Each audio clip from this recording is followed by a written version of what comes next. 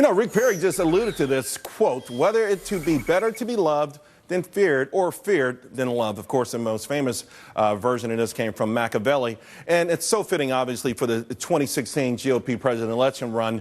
And it looks like for right now, it's a two-man race in Iowa with all, by the way, all of the leaders are outsiders on the top of the pack. When these folks were asked, right, who would you definitely not vote for? 25% said, well, they would definitely not vote for Trump, and only 3% said they would definitely not vote for Ben Carson. And then I want you to take a look at this. When Trump supporters were asked, okay, if you didn't vote for Trump, who's your next choice?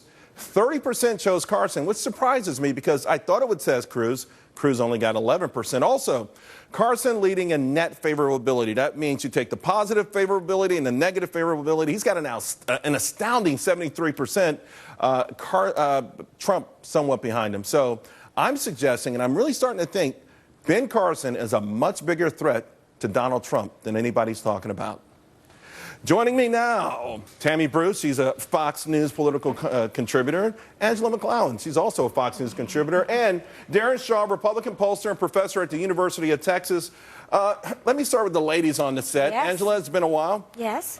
You saw the Rick Perry. You just saw Rick Perry's announcement. He took a tremendous amount of digs at Donald Trump. But he also alluded to this favorability or likability aspect to the race. And do you think there's something to that? Well, this race is not politics as usual. And if you look at Trump and Carson, they're political, but they're not politicians. And that's the rub for these guys like Ted Cruz, like Jeb Bush, and others, the fact that they're real. They're real people just like us. Right, they're real, but here's the thing, Tammy.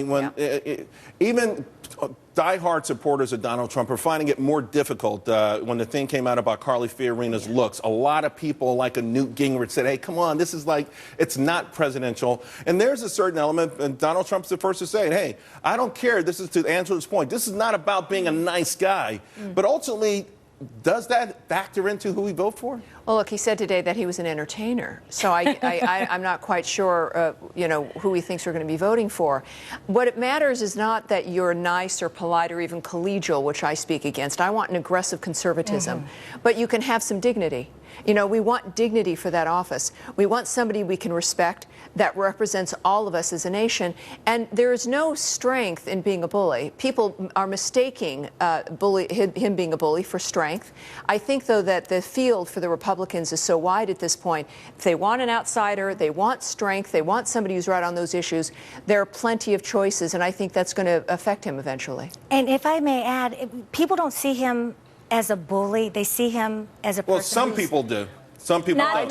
Not the people that like him don't see him as a bully. They see him as a plain-spoken, non-PC-driven person that the country part of that needs. is they don't mind, though. I think part of it is we've been bashed around for 7 years. We want our chance now, too. Frankly, I think that does go into the bully realm, and I think that that's going to lose out. I want to bring in a professor here. And Professor, Tammy said that the collegial thing doesn't necessarily work, but I don't remember any president that wasn't collegial to a certain point. Even when they took digs at each other, it was always sort of polite. This is like, forget, Marquis de Queensberry. This is no rules. This is Marquis de Sade. And so far it's working. Will it continue to work? It's a really difficult question. I mean, what we know about primaries is that it's difficult for candidates to distinguish themselves on issues. There's a little bit of Me Tooism, even in a Republican primary contest as diverse as this one, right? So it is the case that voters need to feel comfortable with the personalities of the different candidates, right? In some sense, that's the distinguishing characteristic between, a Carson and a Trump versus a Jeb versus a Kasich. And so they're trying to craft out market niches here. And it's just been fascinating to watch with 17 candidates, each of them vying to create some sort of distinct identity with the voters. And say what you will about Trump, he's kind of managed to do that. Well, there's no doubt he did, but what I want to point to in that particular case, though, when the overall favorability is 73 for one candidate and it's 25 for another, does that play a role ultimately in who people vote for? Yes, it does. We have a lot of political science research that shows people don't tend to vote for people that they don't like. Likability does matter. I would also say this, Carson, I think, what wasn't even an implication, what was sort of a direct result of what you were suggesting is that Carson is very well positioned. I think that's right. People are more likely to vote for somebody that they're comfortable with and that they like. The other point, the flip side, is that once people decide they don't like you, it's very difficult to get that back. The only example I can think of is, ironically, I guess, Bill Clinton. Bill Clinton seems to be able to lose all of his favorability and then gain it back somehow.